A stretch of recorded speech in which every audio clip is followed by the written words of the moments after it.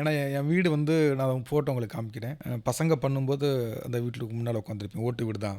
வம்சம் பண்ணும்போது மெரினா கேடி பிளாக் லாடுக்கு அப்புறம் தான் சொந்த வீடு கட்டினேன். இன்னைக்கு அந்த வீடு இருக்கிற ஒரு ஓட்டு வீடு, அந்த வீடு பார்த்தீங்கன்னா இந்த சுவர் இருக்குல்ல, இந்த சுவர் வந்து அப்படியே சாஞ்சுக்கிட்டு இருக்கும். அங்கிட்டு 2 கல் முட்டு கொடுத்து நிறுத்தியிருப்பாங்க. அந்த கல் அந்த சுவர் அங்கிட்டு சாஞ்சிச்சுன்னா நாங்கள் தப்பிச்சோம். இங்கிட்டு சாஞ்சிச்சுன்னா ஒரு அவ்வளோதான், ஒரு 3 நாள் ஒட்டு மொத்தமாக கொண்டே படுக்க பாட கட்ட வேண்டியதாங்கிற ரேஞ்சு தான் வீடு. ஹாலில் தான் படுத்திருப்போம். ஆனால் அந்த சுவர் வந்து இப்படி சாஞ்சிக்கிட்டு இருக்கும். கண்டிப்பாக இது வந்து இப்படி சாய வாய்ப்பே இல்லைங்கிற ஒரு நம்பிக்கையில் தான் படுத்திருப்போம். ஏன்னா இப்படி சாஞ்சிருச்சு, அங்கிட்டு முட்டு கொடுத்து வச்சிருக்காங்க. அப்படி இருந்த வீடு தான். அப்புறம் எனக்கு கல்யாணம் பண்ணும்போது ஏன்னா நம்மளை நம்பி ஒரு பொண்ணு வருது, என்னடா வீடு இப்படி இருக்குன்னு பயந்து பொண்ணு, ஏன் நமக்கு ஏற்கனவே பொண்ணே கொடுக்க மாட்டேன்ட்டாங்க, வர்ற பொண்ணு வீட்டை பார்த்து பயந்துருமோ அப்படின்னு சொல்லிட்டு அப்புறம் அந்த சோத்தெல்லாம் இடிச்சிட்டு அந்த வீட்டையே ஆல்ட்ரேஷன் பண்ணியிருந்தோம். இப்போ அதே இடத்துல ஒரு நல்ல ஒரு பிடிச்ச மாதிரி ஒரு வீடு கட்டியிருக்கோம். அந்த மாதிரி நிறைய விஷயங்கள் நடந்திருக்கு. இந்த சினிமா வந்து நிறைய விஷயங்கள் கொடுத்துருக்கு, நிறைய நடந்திருக்கு. அது அந்த விஷயத்தில் ரொம்ப சந்தோஷமா இருக்கு.